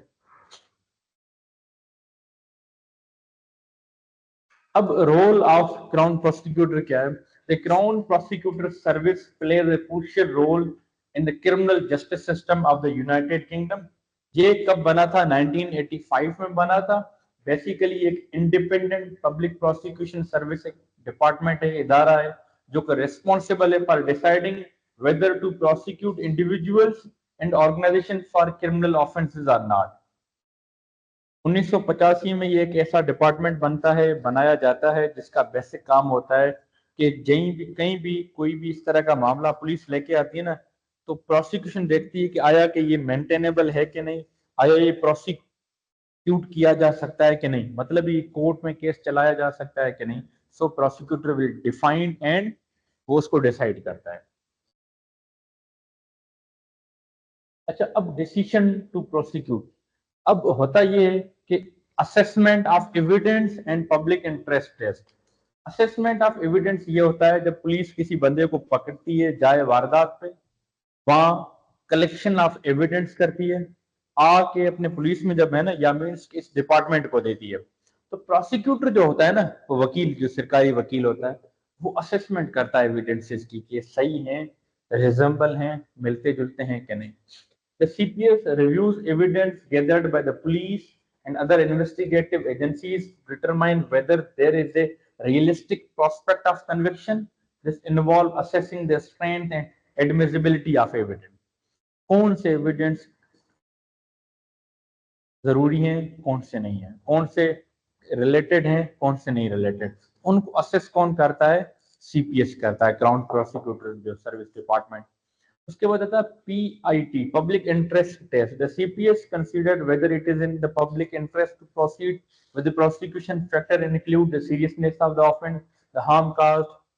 अगर एक बंदे ने जाते हुए एक हल्के से बंदे को पौनी मारी या कुछ भी किया, पुलिस आई, पुलिस ने उस बंदे को पकड़ा, उसको हुआ कुछ नहीं है, पुलिस ने इसको अंदर कर दिया, प्रोसिक्यूशन डिपार्टमेंट देखेगा कि क्या एविडेंसेस मिले हैं, क्या इससे अगले बंदे को नुकसान कितना हुआ, इससे सोसाइटी को कितना नुकसान हुआ। अगर सोसाइटी को कोई नुकसान नहीं हुआ, अगले बंदे को कोई नुकसान नहीं हुआ, पुलिस वालों ने वैसे ही इसको अरेस्ट किया है, सो प्रोसिक्यूशन हैज द पावर के भाई इसका ये केस नहीं बनता।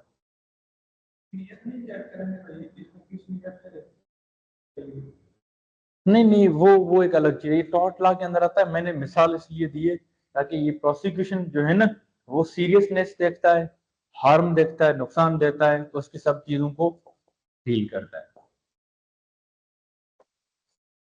चार्जिंग डिसीजन, चार्ज के भाई अथॉरिटी होती है to make the charging decision, कि आया कि वो जो चार्ज की बात कर रहे थे ना, कि दफा लगता भी है कि नहीं लगता, अगर पिनलाइज हो सकता है कि नहीं हो सकता, तो वो चीज इसमें आती है। क्रिमिनल प्रोसीडिंग, आपको पता है ये क्रिमिनल प्रोसिक्यूशन सीरियस केसेस में स्टार्ट करता है, ठीक है ना। उसकी स्टार्टिंग कहाँ होती है? या क्राउन कोर्ट्स में होती है या magistrate court. Victim, engage with victim means के जिसके साथ ज्यादती हुई है ना, उसके साथ ये कोलैबोरेशन करते हैं, मिलते हैं उनसे, उनसे चीजें पूछते हैं, करते हैं, तो उनके साथ ये फुली कनेक्टेड होते हैं। उनको स्पेशली मेयर्स में ये होता है कि सपोर्ट करना, उसके साथ मिलना, उनको एक यकीन दिलाना कि मैं आपके साथ हूँ, हम पूरी तैयारी करेंगे, पूरी जान लगाएंगे केस के अंदर, और पूरा इंशाल्लाह कोशिश करेंगे कि आपको इंसाफ मिले। तो ये उसमें वो होती है। एडवोकेसी इन कोर्ट, सीपीएस का काम ये है कि to just to advocacy in the court in the matter of जो सीरियस क्रिमिनल मैटर्स होते हैं। और क्रिमिनल अपील से अगर जरूरत पड़ती है तो क्रिमिनल अपील भी करते हैं। और नेक्स्ट करें, रिव्यूइंग एंड मॉनिटरिंग केसेस, आपको पता है उस केस की पूरी क्वालिटी एश्योरेंस देखना, पूरी चीजों को केस रिव्यू करना, this is the basic responsibility. अच्छा, इंडिपेंडेंस अकाउंटेबिलिटी से मुराद ये है कि बेसिकली दिस इंस्टीट्यूट और body is totally independent, which is accountable by the law, which is accountable to the higher officers. अगर कोई प्रोसिक्यूटर मिल के अगले बंदे से कुछ पैसे ले रहा है, सो ही और शी विल बी अकाउंटेबल, ठीक है ना। तो उनके ऊपर पूरी एक चेक एंड बैलेंस है, पूरी नजर भी है।